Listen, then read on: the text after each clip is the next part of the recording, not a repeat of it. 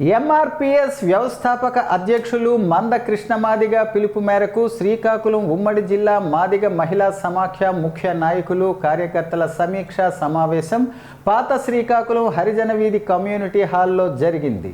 ఈ కార్యక్రమానికి ముఖ్య అతిథులుగా జాతీయ మాదిగ మహిళా సమాఖ్య నాయకురాలు ఆలపాటి కరుణ, రాష్ట్ర మాదిగ మహిళా సమాఖ్య నాయకురాలు నంబూరి నబిత హాజరయ్యారు.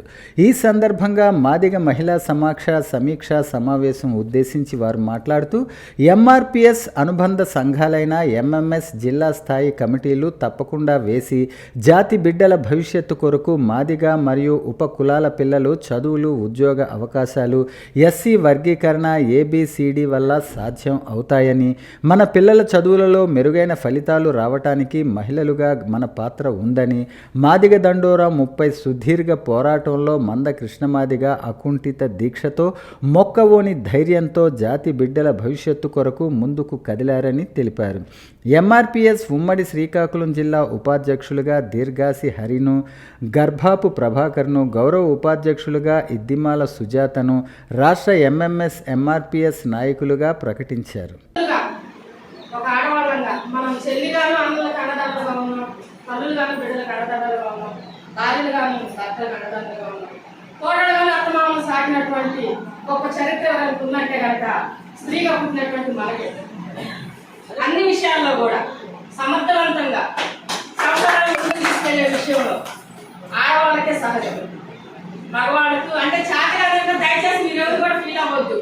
ఎందుకంటే మీరు బయటికి వెళ్ళి ఒక పని చేస్తే మేము వెళ్ళడానికి మన పనులు చేస్తాం, పిల్లలను సాగుతాము, మిమ్మల్ని సాగుతారు, అన్ని కూడా అన్ని సమర్థవంతంగా ఫ్యామిలీ పరంగా ఏదైనా సమర్థవంతంగా చేయగలిగిన శక్తివంతం ఎవరికైనా ఉందంటే కనుక అది మా స్త్రీ జాత నేను గర్వంగా చెప్తాను.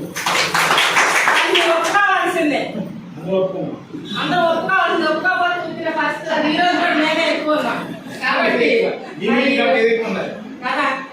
అయితే నేను చెప్పేది ఏంటంటే కనుక ఈరోజు మన మాదిరికే కాదు అనగాని వర్గాలు 59 కులాలకు, అంతేకాదు అగ్ర కులాలకు కూడా పేదలకు ఏదైనా న్యాయం చేసిన వ్యక్తి ఎవరైనా ఉన్నారంటే మన శ్రీ మంద కృష్ణమాదిగ.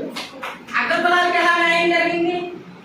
ప్రతి వైట్ రేషన్ కార్డులో ప్రతి ఒక్కరికి కూడా ఆరోగ్యశ్రీ కార్డు వచ్చింది.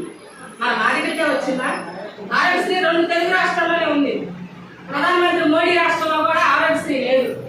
పెన్షన్ కూడా 3000, 4000 రావు, 800 మాత్రమే. ఆయన రాష్ట్రంలో కూడా 800 పెన్షనే ఉంటుంది. కానీ మన దేవుడు మన మాదిగ జాతి ముద్దు బిడ్డ మన శ్రీ మంద కృష్ణమాదిగ గారి పోరాటం వల్ల 2 తెలుగు రాష్ట్రాలు ఈరోజు వితంతువులు కానీ వృద్ధులు కానీ 4000 తీసుకుంటున్నారు, వికలాంగులు అయితే 6000 తీసుకుంటున్నారు. ఎందుకు ఉద్యమం చేస్తున్నాడు అన్న? ఈరోజు ప్రధానమంత్రి చేయలేడు, ముఖ్యమంత్రి కూడా చేయలేడు. ముఖ్యమంత్రి చేశాడంటే అలా పార్టీని పైకి లేపుతాడు. ఏ ముఖ్యమంత్రి సరే వైసీపీ అయితే జగన్ గారు అయితే వైసీపీని లేపుకుంటాడు, మరి చంద్రబాబు గారు అయితే టీడీపీ లేపుతాడు, మోడీ గారు అయితే బీజేపీ లేపుతాడు, పవన్ గారు అయితే జనసేన లేపుతారు. కానీ అన్ని జాతుల్ని పైకి లేపి అనగాని వర్గాలు ఎవరైనా